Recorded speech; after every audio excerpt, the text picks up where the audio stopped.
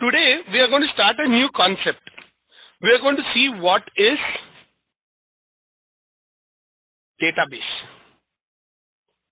We're going to see the concept of database. Now, database, to understand what database is all about, first thing you need to know is what is data. Anyone who knows what is data? What do you mean by data? Any idea? Information. Yeah. You got to raise your hand, got to raise your hand, got to raise your hand. Yeah. Yeah, any information like name, collection of names. Yes. Any information that you want to store. Any information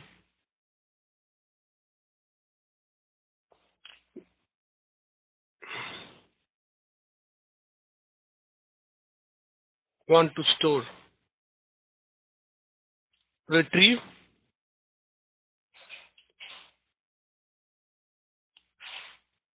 or modify. Why do I put or here? It should be and modify. Retrieve and modify. So any information, this information can be a number. This information can be a text. This information can be a paragraph. This information can be an image, a PDF file, anything. Anything that you want to store and retrieve that information, that falls under the classification of data. So now when you look at data as such, right? When you look at data, a data can be fact related to any object. That's what it means. It can be related to any object. For example, name, age, address, etc. Even picture, PDF files. That's what we spoke now. So when you talk about data, it can be fact related to any object. So your name, your age, anything that you consider that you wanted to store is an object. Now that object, that the fact that is related to that object is the data. Give me one second.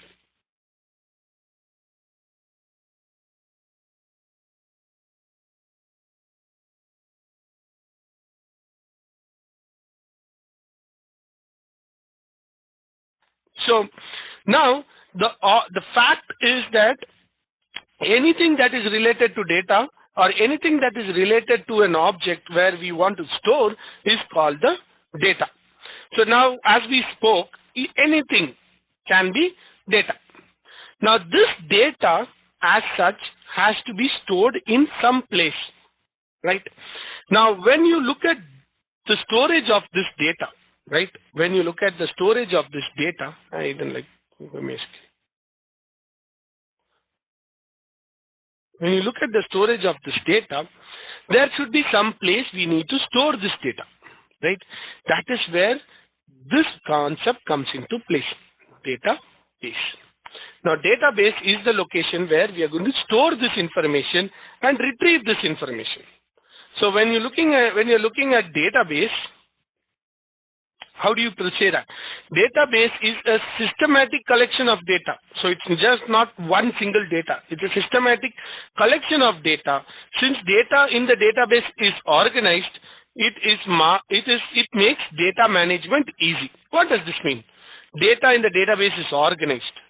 Now, when you're looking at a data, right? Say it can be, say example, let's look at, I wanted to create a telephone directory.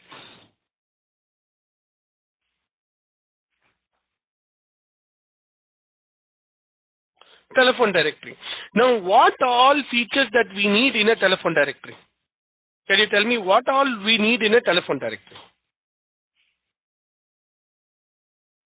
Yeah, go ahead. You need name, contact number. Contact, yes, that's the most important, right? Yes. Yeah, contact, address, an area code. Contact will have the area code, right? The address, right? The contact is, address will have the area code. And also like, specific numbers like for police or ambulance or. Oh, no, this is for a person. Okay, fine. These three information is what is required, right? Okay. Now, this information is the way the data is going to be stored, correct? So now we are not going to create one database for one information, correct? So I will have all the information that I require. That is not for one person. I might have for, say, Aida. I might have for Karthi. I might have for Harshit. I might have for, say, Srividya. I might have for Nasir. All this information that is required, that we need to store, this is what you call a collection of data, correct? You're saying I'm having a collection. Yes. Right? All the related data that has been collected is the collection of data. Now, a database is a systematic collection of data. Since the data in the database is organized, so now when you're looking at this, you see here, it is in an organized form, correct? I have my name, I have my contact, I have my address. My name for Aida, the name is this, contact is XYZ, and the address is ABC, correct? So it's in the organized form, correct? Now, because it is in organized form, management of this, that is maintenance of this, maintenance of this data that we have stored is much easier. That's where the concept comes, database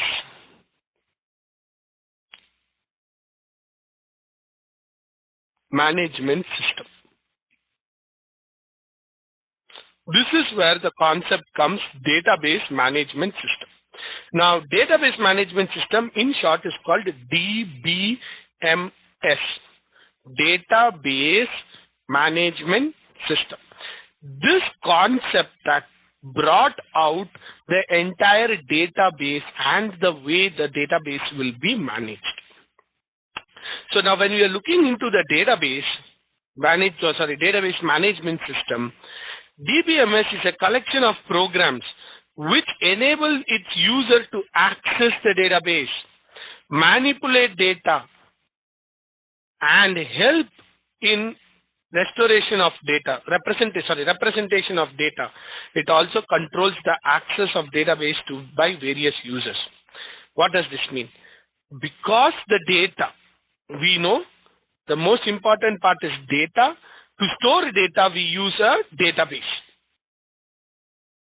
Now, since the database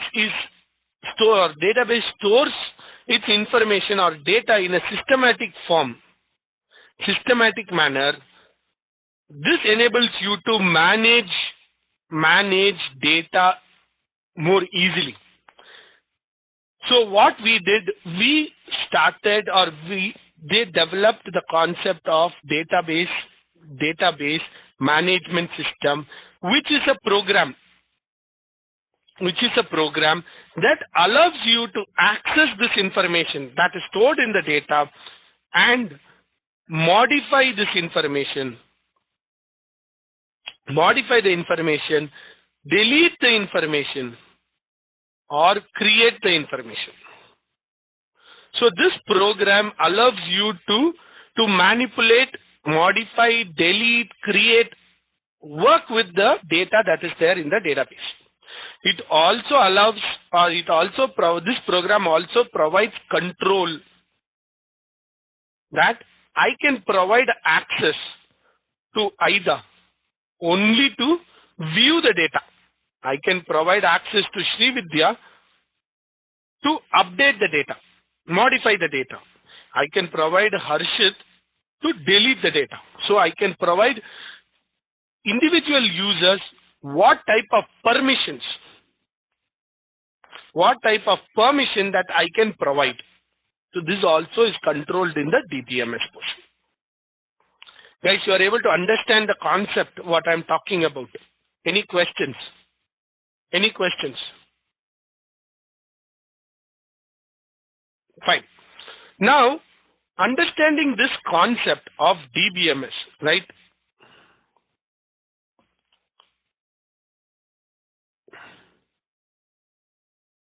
understanding this concept of DBMS, there were multiple databases or languages that got created based on this DBMS concept.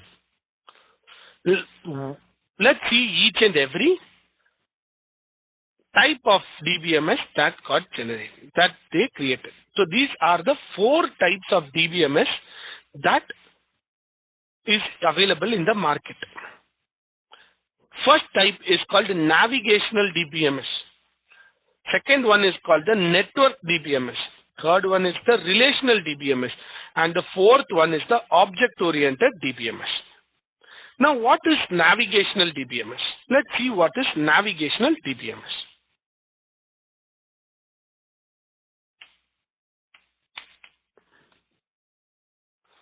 See the first one.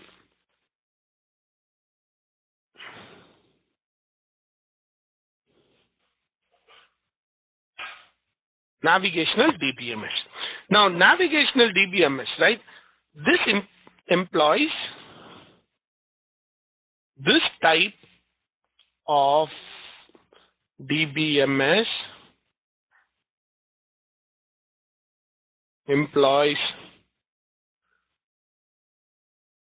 parent-child relationship,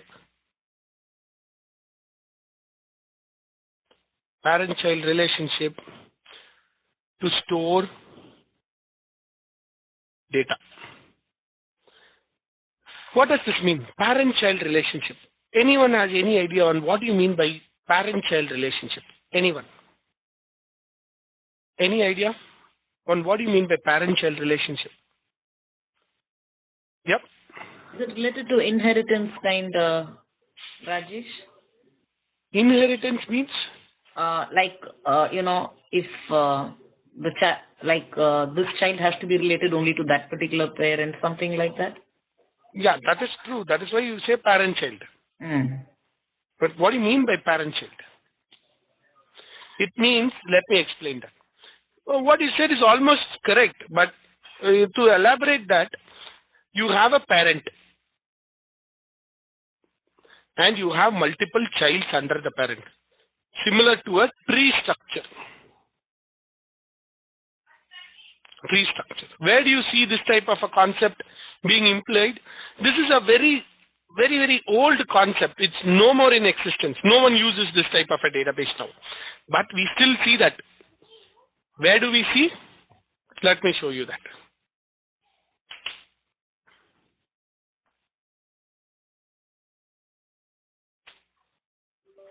Your registry editor of Windows still uses the parent-child concept. See here, let me minimize this. You see here, this is what you call a parent-child. Now this is the parent.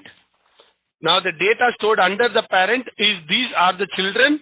The data under this child is here and the information for this particular is here. So this registry editor still uses the navigational DBMS concept. Did you get, guys, are you able to understand?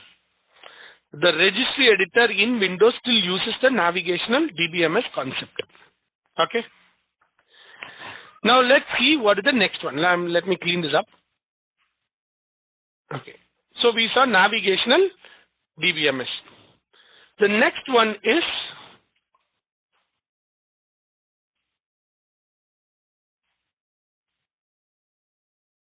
network DBMS. Network DBMS. Now what do you mean by network DBMS?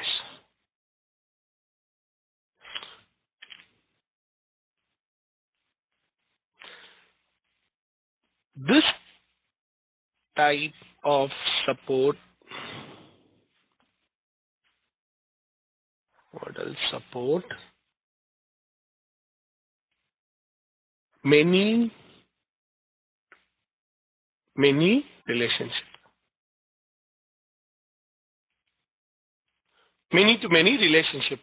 This is because it supports many-to-many. It's more a complex type of database. This is a very complex type of database which again is not used. It is used only in a place we call RDM server. A company called RDBMS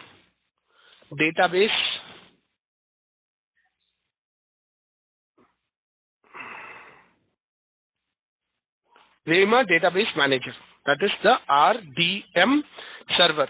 This company, if you are buying the server from this company for a database, they use the network DBMS. Other than that, no one uses the network DBMS.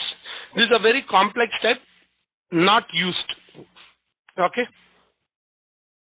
The third type is called relational DBMS. In short, it is called RDBMS. So R stands for Relational Database Management System. What does this? Let's see what is Relational Database Management System. Now, Relational Database Management System is again a widely used concept nowadays. Relational Database Management System is a database management system that is based on relational model. This type of DBMS finds relationship in form of tables. RDBMS has predefined data types they can support. So what does this mean? Let me explain this. Now, RDBMS is the most widely used. So, for example, your Oracle.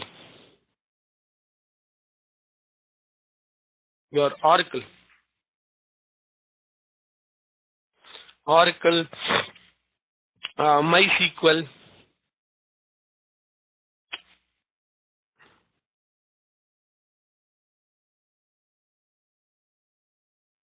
MS SQL, all these databases that you have heard use the relational database management system. This says that there is a relation between the data and the table that is there, right? That is what it explains in your PPT here. Now, when you're looking at the PPT, what we are explaining here is this type of DBMS finds relationship in the form of tables. So now here what is happening is that we use tables, and the tables and the field are related to each other. That is what you call relational database management system. So the data in the table is related. So you cannot have a data that is not related to that particular table. So that is what it means here. So in the relational database management, the data in the table is related to each other. Now, all the concepts, all these companies that you have heard about on database, right? That is Oracle, MySQL, everyone uses the RDBMS concept. This is the most widely used concept. Now, in our program also, or in our training curriculum, we are going to focus only on the RDBMS. Because when you are going to any company, they will be on Oracle, MySQL, MS SQL, all these things are on RDBMS. Now, in RDBMS, we have a predefined data types. The data types that we can use are already defined here. So this enables us to work with lesser effort rather than thinking about what data type would in order to create a data type. Everything is predefined here. So that's why it became quite famous. Any questions till now? Any questions? Yep. Rajesh, what is data type?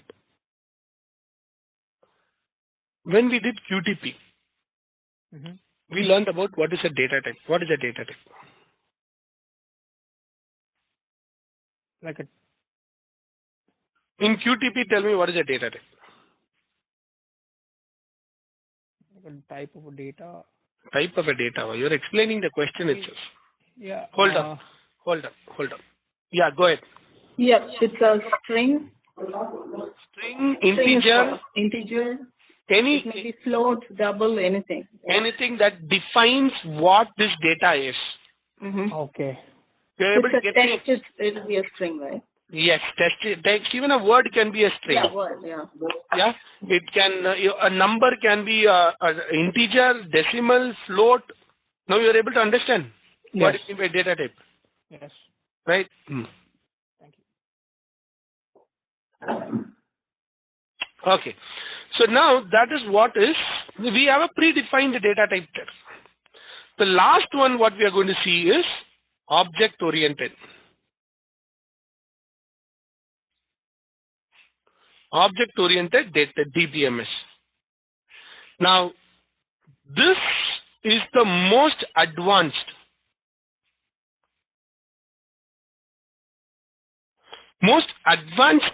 DBMS concept, but it's still not widely used. We hardly find people using this type of a DBMS concept. Now, what is this?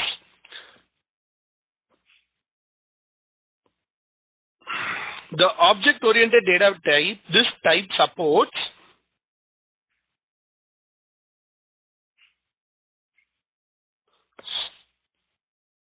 storage of new data type. New data type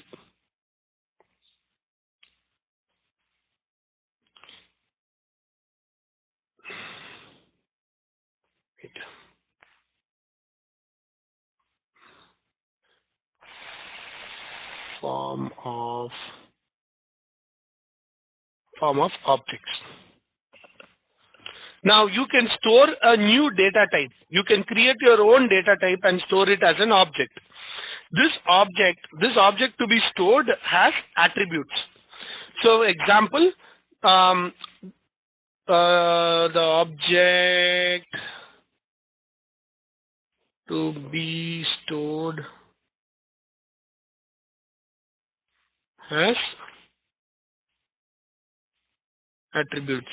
Example, gender, age,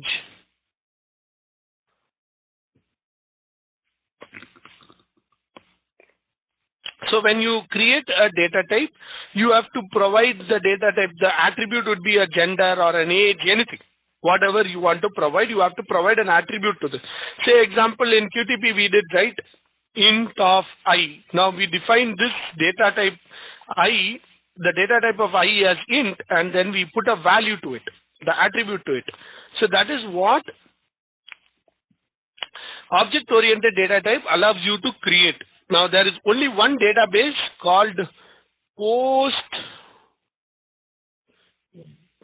PostgreSQL. This is the only database that uses this concept. This is the only database that is designed on object-oriented database. I'm not sure. I think this is an open source.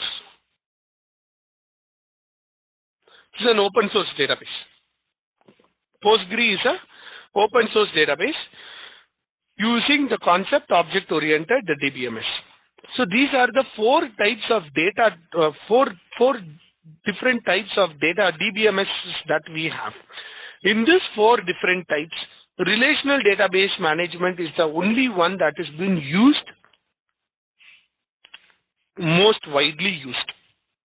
Any questions, guys, till now? Any questions?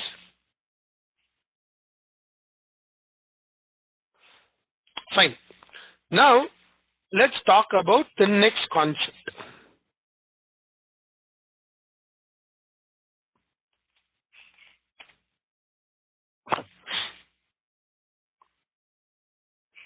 Now, data types. Here are a set of data types that is predefined data types that we can use for in our relational database management system. The commonly used data types, for example, are number. This is for numbers, right? Varchar. Let me write it in the opposite direction. For numbers, we use the data type number. For the string, we use where char to. This is how the data type is defined. Then what else? What else we use there? Where char string. For paragraphs, we want to write a paragraph. Then we have text. In the text only we have short, long text and short text. Then if you want to say save an image, then we use blog. This is a data type. Again, you have a long blog and a short blog or something like that. Then image, PDF, everything comes in blog.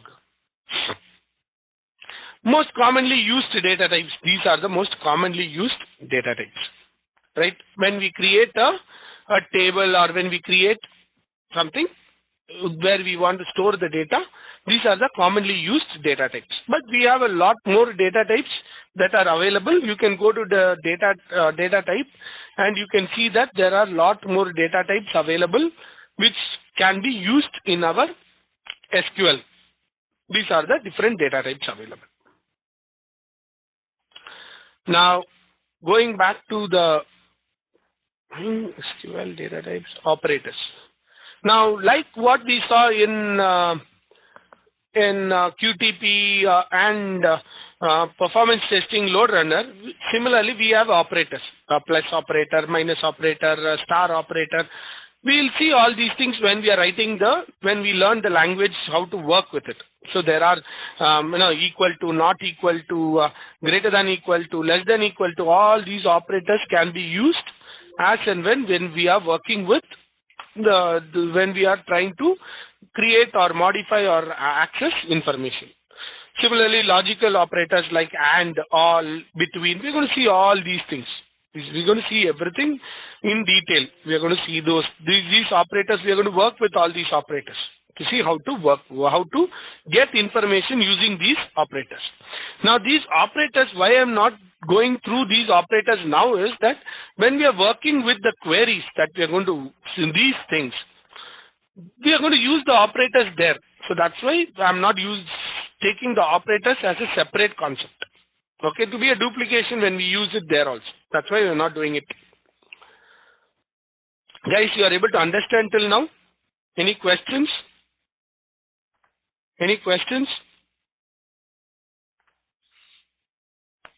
Fine.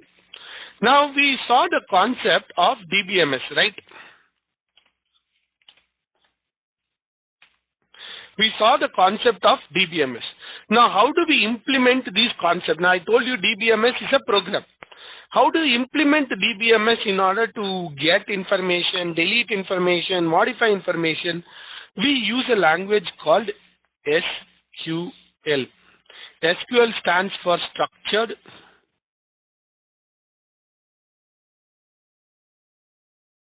Query Language. This is a fun language to work with. It's fun to work with. Nothing. It's very, very simple. The structure, the way that I'm going to explain the structure, you will have a very good understanding of how to write this program in order to get your get the desired information. Now, before we learn this language, we should know how the data today we saw about data, we saw about database, and we saw the concept of DBMS. Now, these concepts that we have here, in this we said that database is a structured way of storing your data. And DBMS is a program that allows you to control this information. So how is this structure defined in the database? Let's see that first before we go into the DBMS concept of writing the program. So database. Let's go back to database.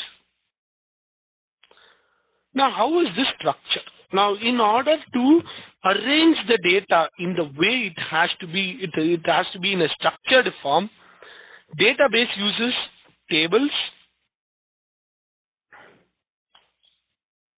column,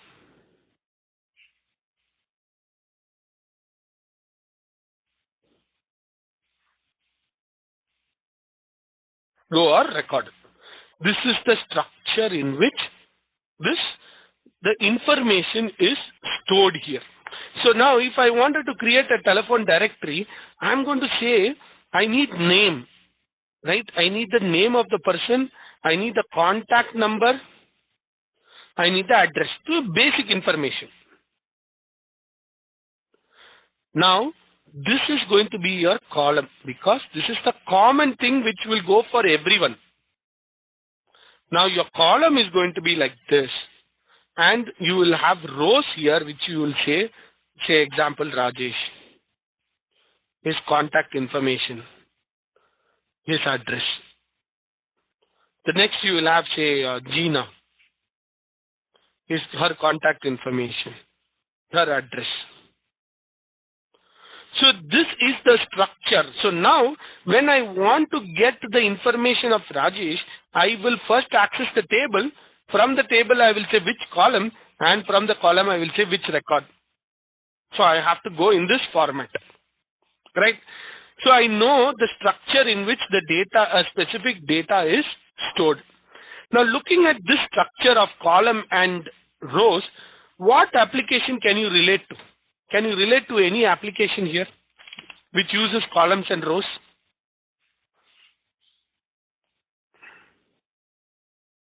Yes, Excel. Yeah? Yeah, Excel. That's what I wanted to say. So now let's see how Excel is compared to a database.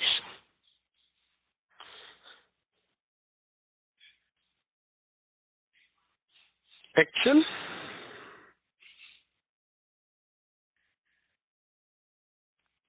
There are lot more similarities in this.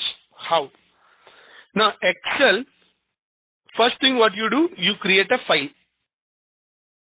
Say example, you save it as QA training.xls. That is what is your name. Now when you open this, you have to work with sheets, right? Right. You have to work with sheets, Yeah. right? Yes, Rajesh. Now the sheet would be your table. Okay. Now in the sheet you will have columns Mm-hmm. and rows, correct? Yeah. Here also you have columns and rows. Now in order for you to read a specific column, say A, column A, row 1 in sheet 1, what is the procedure you follow? We tell the sheet name and the row First, name. to open the file, and then the sheet name. And go to the sheet, which sheet that has the data. yeah, and then the column and then the row number. Similarly, you have to log into the database. Now, one example, one file has hundreds of sheets. So like that, you will log into the database. You will go to that sheet, which is the table, and access the column and the rows. Same format. Now, when you are writing the query, you have to imagine the same thing. In the Excel sheet, what I did, I went into the database, selected the sheet what I want, and then I went and selected the row.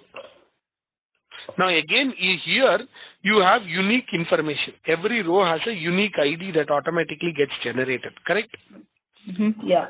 1, 2, 3, the row number is the rows are automatically identified with a specific number. Yeah. Similarly, here we don't have that information. Okay. So you have to create a unique